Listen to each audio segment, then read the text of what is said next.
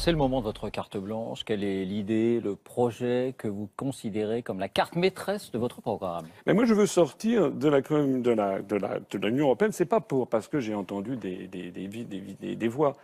C'est parce qu'il faut que les Français sachent, je l'ai déjà dit, je le redis, que ça, c'est le programme commun du prochain président de la République française et du prochain Premier ministre s'il ne sort pas de l'Union européenne.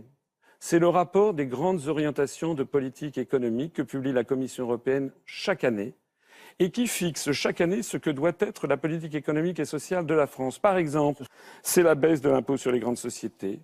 Autre débat relancé ce week-end, celui de la baisse de 7 milliards d'euros des prélèvements obligatoires qui méritent quelques explications. C'est le gel du SMIC. Bonjour et bienvenue dans cette édition du 13h à la une. C'est un rapport qui ne va pas passer inaperçu. Un groupe d'experts se prononce contre une revalorisation du SMIC au 1er janvier prochain. Selon lui, le salaire minimum est trop élevé et peu efficace contre la pauvreté. C'est la réforme du droit du travail. Première grande réforme d'Emmanuel Macron attendue avant les vacances d'été, l'assouplissement par ordonnance du Code du travail. Quel changement concret?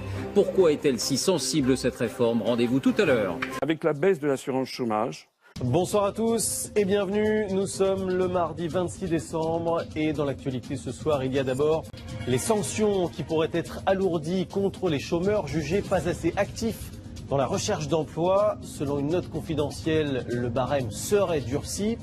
Il pourrait également avoir à remplir tous les mois un rapport d'activité sous peine d'être radié. Ça, moi je fais ça. Voilà ce que je propose aux Français de faire. Moi je veux sortir de ça.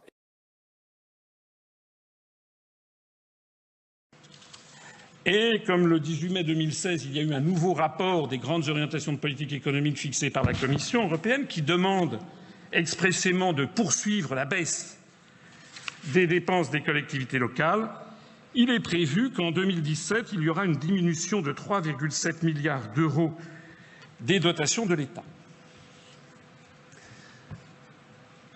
L'article 121 du traité sur le fonctionnement de l'Union européenne s'applique.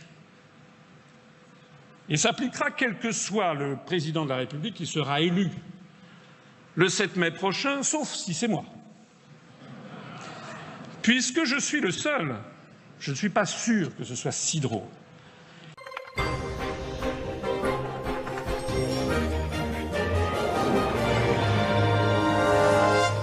Bonsoir à tous. À la une de l'actualité ce soir, 300 millions d'euros de crédit en moins pour les collectivités. La colère gronde chez les maires de France. Après la baisse surprise des dotations, un décret est passé en catimini. Malgré les engagements d'Emmanuel Macron, l'opposition dénonce un mauvais coup. Astrid Mesmorian sera en direct. C'est-à-dire que, figurez-vous, que la dotation globale de fonctionnement va continuer à diminuer en 2017 et bien davantage encore en 2018. Je propose donc, si je suis élu, d'arrêter immédiatement les fusions forcées de communes.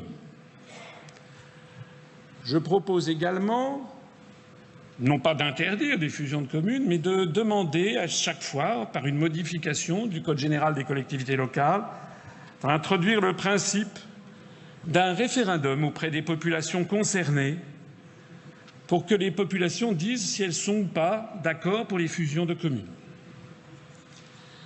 Je prévois bien entendu de revenir à la dotation globale de fonctionnement d'avant 2014 et de 2013. Je vous remercie de votre attention.